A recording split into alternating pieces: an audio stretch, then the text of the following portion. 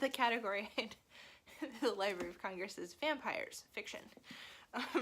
So anyway, I don't know why I thought that was funny. Hi guys, it's Erin, and today I'm going to do a December-ish wrap-up. Before I get started with the wrap-up, I want to talk about how I'm going to kind of do the wrap-up TBR thing for the coming year. I noticed when I was in school, I had a hard time filming TBRs, especially because it's harder for me to know what books I'm going to get to, and I'm definitely doing more of the mood reading thing because I don't want to force myself to read a book for fun when I'm already reading all of the stuff that I have to read for school.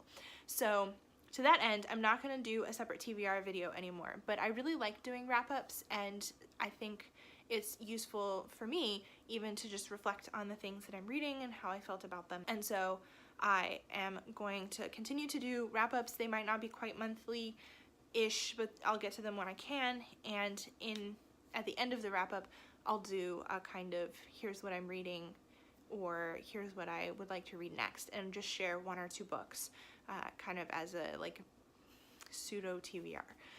So that's the plan. So I'll be doing that with this video.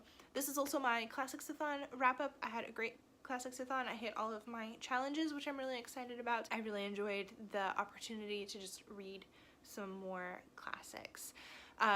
So that'll be kind of mixed in. The majority of what I read this month were classics and were for the Classicsathon readathon. So I actually read 9 books this month, but I reviewed 2 of them, The Mayor of Casterbridge by Thomas Hardy and All Hallows Eve by Charles Williams, in my last wrap-up video.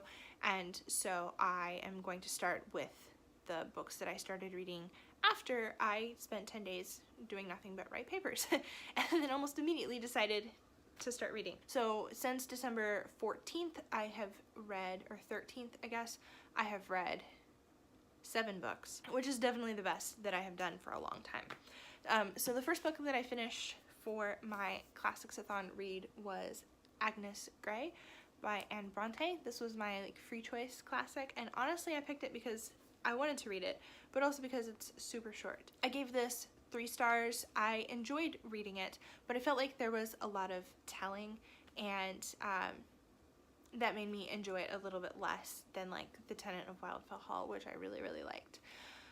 This is about a girl named Agnes. Her family falls on financial trouble, and so she goes and works as a governess, first for one family with a bunch of young children, and then for a family with some older children.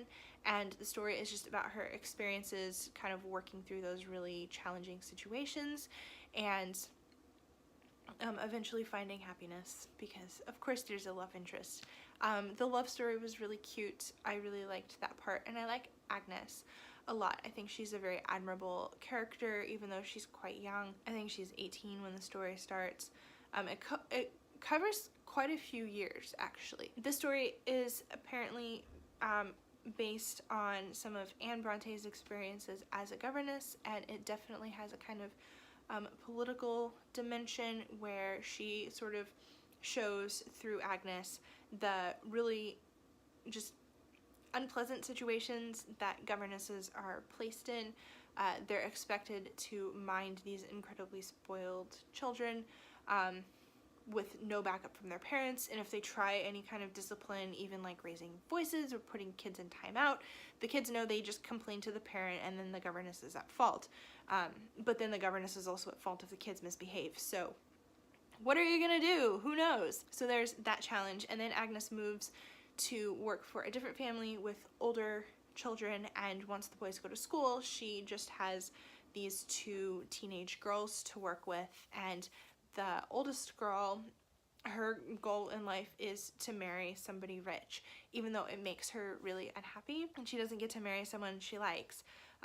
She's also just sort of like vain, and she wants to wait longer to get married so she can flirt with more men before she gets married. So like it's kind of sad. Like Brontë was definitely showing the downsides to the upper class attitudes about children and family and marriage and life. I enjoyed reading it. She just did a lot of kind of telling and broad telling, you know, over the 7 months that I was here, here's, you know, 3 incidents that happened, and then she just kind of like explains them. But it's a quick read, and I didn't feel like bogged down by the telling, just I wanted more of the story to be shown and not told. This book technically wasn't for Classicsathon, although it sort of counts. That was The Two Towers by J.R.R. Tolkien. I'm rereading the Lord of the Rings trilogy, and I finished The Two Towers. I'm actually listening to it on audiobook. I just grabbed this copy. I really just love the story. I've read it a bajillion times. I don't even know what I could say to review it. I actually really like The Two Towers. I like the different plot lines, and some of the characters that we meet, like Theoden and Treebeard and Faramir, are just really wonderful. I've really enjoyed listening to the audiobooks. I think that it's been a great experience. The audiobooks are just good, and being so familiar with the story, it's kind of helped me like pick up new things and listen to it with a slightly different just like come at it with a slightly different experience. So I've really enjoyed that. The next book I finished was a young adult novel. This is Pride by Ibi Zoboi. I have mixed feelings about this book. I gave it 3 stars ultimately. It's a Pride and Prejudice retelling, and I feel like as a Pride and Prejudice retelling, it's maybe more of like a 2-star book. It wasn't that great. Mostly I think because it missed the emotional and moral depth that Pride and Prejudice has. I felt like Zuri, the main character, the Lizzie Bennet figure, didn't really change very much over the story, and that's kind of the point of Pride and Prejudice, is how much Lizzie Bennet changes, and her recognition of her kind of, she thought she was all superior to everybody, but actually she's not. And I feel like the weight of some of the events, like Lydia's little misadventure, was like a really serious problem, whereas the stuff that it kind of gets translated into is kind of like, it lacked that weightiness. I also didn't really feel like I got to know Darius, the main character, very much, and I didn't really understand why Zuri stopped hating him. I mean, I think like the idea is, oh, she got to know him, but again, I don't know that he really changed or she really changed, and so I was a little bit puzzled as to why they suddenly were like into each other. And I felt like that happened too soon in the story. You know, it really only happens at the very end of Pride and Prejudice, and Darcy helps Elizabeth's family in this really profound way, and then she's like, there's no way he will ever be interested in me, and she has to wait for like months to find out whether he's actually interested or not. Like, that has this weight to it. It has an emotional impact, and there wasn't any of that in this book. That said, I really liked Zoboi's writing.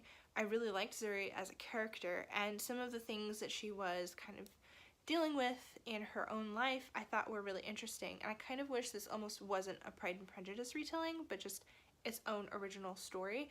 I think if you took out a lot of the Pride and Prejudice retelling stuff that kind of had to be there because it's a Pride and Prejudice retelling, and replaced it with something that kind of pulled the undercurrent of the story to prominence, I think it would have been a much better book. Zuri lives in the kind of the hood part of Brooklyn, that's what she calls it. She's lived there her whole life. She's really happy there. They have a really great community on her street, in her area. She feels safe because everybody knows everybody, and but the kind of gentrification is encroaching on her family, and she is kind of seeing that things are going to start changing, and she doesn't want them to. At the same time, she's about to start her senior year in college, or in high school, and she really wants to go to college. Her sister is the first person in their family to go to a 4-year college, and she's hoping that she can also do that. She is also a poet and works through her feelings through poetry, and that's included in the story, and it's really good. So like, all of that was fascinating and really interesting, and I wish it had been a story about Zuri kind of working towards getting to college, dealing with the changes in her neighborhood, and like had left the PNP stuff out of it. The next book I finished was Robin McKinley's Sunshine. This is, first, it's blurbed by Neil Gaiman as pretty much perfect, and I agree with him. I found this at the used bookstore after hearing about it when I read here's some great fantasy standalones on some list, I think from Tor or somebody. Anyway, this book was on there and it sounded interesting, and so I kind of filed it away. I found it at the used bookstore and I bought it, and I read it in one sitting. It was great. It's actually kind of a long book. It's It took me a while. I really, really liked this. I gave it 4 stars. This is about a girl named Sunshine. She lives in a world that's almost like ours, but not quite. In her world, there are, you know, vampires and werewolves and other were creatures. They talk about were chickens at one point, which is hilarious. And other kinds of supernatural and like human but supernatural beings. There's magic in the world, but also like they have their own version of the internet. Sunshine works at her stepfather's coffee shop. She's their resident baker and she really likes her job except for the 4 a.m. wake up call. She's known for making cinnamon rolls. She is just really content with her life, except one day she feels just like really restless, so she goes out to the lake, to their family's lake house, and nobody lives out by the lake anymore because in the recent past there was a series of wars and their city kind of ended up coming out okay, but there was some damage done and nobody really goes to the lake anymore. And while she's there, she gets caught by vampires and then she escapes. And nobody ever escapes from vampires because these are not Twilight vampires. These are real mythical actual Dracula vampires that aren't very nice. And so everybody's a little surprised. She doesn't actually tell them it's vampires, but they all kind of know. The vampire that she escaped from is really ticked off because she also rescued his big vampire rival at the same time. And she discovered that the latent magical abilities that she had are a lot stronger and a lot more different than she thought. And the rest of the story is kind of about her dealing with all of those different things. I really enjoyed this story. It's not like great literature, but it is super fun. I'm sure I'll end up rereading this in the near future when I just want like a good, fun, comfort read. The style that it's written in is a little bit distinctive, and so I would definitely recommend like reading the first chapter before you decide whether you want the book or not. It's a very chatty, kind of rambly first person, and so we learn a lot about the world, and it's a very well developed world, but sometimes even like as I was reading it, I would be like, okay, I like this information that you're giving me, but we digressed on a cliffhanger. Can we get back to the story, please? I want to know what happened. So I think, like I remember reading on Goodreads that annoyed some people, so just be aware of that. The next story I read was The Chimes by Charles Dickens, and this was for Classicsathon. This was to the challenge to read a Christmas classic. I'm reading through all of Dickens's major Christmas stories. Last year I read A Christmas Carol, and that's the first book in this volume, and then I read The Chimes this year. This story is about a porter who hears some awful things about the poor and gets kind of pessimistic, and then has a kind of mystical experience that indulges his pessimism and makes him repent of it and kind of return to his more cheerful attitude. It was an interesting story and I enjoyed it. I read it in one sitting because it was quite short. I can see why it's not a great classic that everybody keeps adapting. I think A Christmas Carol was a little bit more general. It's about the spirit of Christmas. The Chimes is actually a New Year's story. It's not a Christmas story. I felt like it was a lot more pointed kind of politically and socially to some problems that Dickens was seeing in his present day and attitudes that the wealthy had towards the poor, which is one of his favorite kind of social topics. And it was very interesting, but I felt like it just didn't quite hold up to the brilliance that is A Christmas Carol. I gave it 3 stars. The next book I read was a reread. This was for the Classicsathon challenge to read a children's classic. So this is The Silver Chair by C.S. Lewis. I gave this 5 stars. I don't know if I would have given it less than 5 stars, but I read the Chronicles of Narnia a bunch when I was younger, and I've just been kind of slowly rereading them. So this is the 4th, well, it's the 6th one in the series, but there's a whole thing about that. Anyway, this is the 4th one that I've read, because I'm reading them in the order that they were published and not in chronological order. Eustace and Jill get called into Narnia to rescue Prince Rilian, who has been missing for 10 years. And his father is dying and they need an heir. I like the story. Eustace and Jill are at each other's throats pretty much the entire story, which is entertaining. There are giants and gloomy marshwiggles and a parliament of owls, quite literally. I think it's just like it's a really good story. I got a lot more out of it, I think, as an adult. Just some of the ideas that Lewis has, and even like I think he wrote some stuff in for the adults that were clearly reading these books to their kids. He makes a joke about Parliament towards the end that I never noticed before and now think is absolutely hilarious. So I enjoyed the experience of rereading this one. I think even maybe more than the other 3 that I've read. I tend to read the first 3 and I've read them more, so maybe just because I'm less familiar with the story, I liked it a lot more coming back to it as an adult than I did when I was a kid. I don't know why I didn't like it when I was a kid. Anyway, then the last book I finished is the last book that I finished in 2018, and it was so worth it, and that is The Odyssey by Homer, translated by Emily Wilson. I've read this book and taught it a couple of times in different translations, and honestly, like, I was always a little disappointed by the whole story. I felt like Emily Wilson's translation was brilliant, though.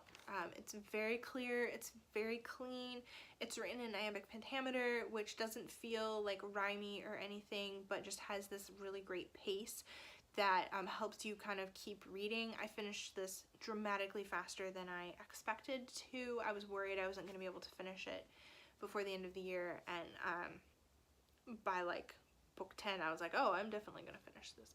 It's divided into 24 books or chapters. This is the story of Odysseus. He is trying to get home after the Trojan War and has a lot of adventures. It's also the story of his wife and his son, who about 16 years after he's left, a bunch of suitors decide that he's probably dead, and they come to his house to court his wife, and they're eating up all of Telemachus' inheritance and just being kind of unpleasant people. And so the tension is kind of like, will Telemachus survive until his father gets home? Will Odysseus actually get home?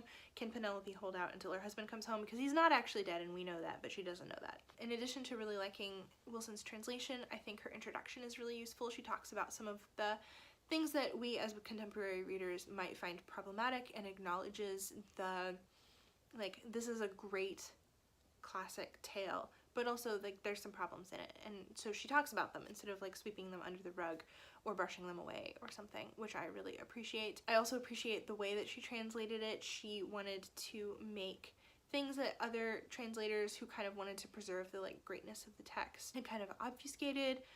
The clearest example of this is that most translators translate the Greek words into words like household servant or handmaiden or maiden or something like that, but the Greek words actually indicate very clearly that all of these domestics are slaves, and she wanted that to be clear. She wanted us to recognize that ancient Greece had a really strong slave trade, because that's true. So, like, things like that made it really a worthwhile translation, and I think this is probably one of the most accessible translations I've ever read that's not like a summary, but an actual translation. And speaking of summaries, she has a summary for each chapter in the back of the book, which I think is great, so that if you know, are kind of reading and you're not sure what's going on, there's that resource right there for you. So if you've never read the Odyssey, or you read it before and didn't love it, I would recommend picking this translation up, because it's fantastic. Okay, and then the next part of this video is what I'm reading now, and I'm just gonna talk about 2 books that I am sort of in the middle of. The first one is Adam Bede by George Eliot. This is the first book in my Read Everything Eliot Ever Wrote challenge, and I'm at page 176 out of like 450. So I'm about a third of the way through, and I'm really enjoying it. This is about a young man named Adam Bede. He's a carpenter in a small English village at the end of the 18th century. And it's about him and his brother and mother and some of the people that they know and the people in their community. And I'm really loving it so far. It's quite wonderful. It's not as brilliant as Middlemarch, but it's Eliot's first book, and really, it's not fair. She's just so good. The other book I just started last night, this is The Bear and the Serpent by Adrian Tchaikovsky. It is the sequel to The Wolf and the Tiger, which is a story about a girl named Manie, and I'm probably pronouncing that wrong. Anyway, she is the daughter of the chief of one of the tribes of the wolves, and the wolves are sort of the dominant group of shapeshifters that live in this fantasy world that's kind of, it feels kind of North American a little bit, and most of the people groups there, like all of the people, according to the kind of fantasy world, they have like a human soul and an animal soul, and their animal soul determines what tribe they belong to. So there's the boar and the bear and the serpent and the tiger and the seal and the horse and the deer, etc. And the thing about Manier is her mother was the queen of the tigers, and her father had captured her mother, and she has two souls, so she can change into a wolf or a tiger. When Manier discovers that her father is going to try to use her as a pawn to defeat the tiger once and for all, she runs away, and the first book is kind of the beginning of her story. This is a sequel, and I can't say anything about it without spoilers, so I'm enjoying it. It's really good to be back in the world. I'm just like, the world building of that story is amazing. So that is my last wrap up of 2018. I'm really excited to continue with these other two books in the new year. I really enjoyed participating in this Christmas Classicsathon. I think the challenges were really nice. They were a manageable number, and I was able to read some stories that I wouldn't necessarily have otherwise picked up. The Odyssey, by the way, is to read a work translated into your language. It was really enjoyable. I'm definitely looking forward to future Classicsathons. Thanks to Lucy the Reader for hosting that again. I'd love to hear in the comments what you're reading at the moment and what you just finished reading maybe. I wish you all a happy new year, and I will see you in the next video. Bye!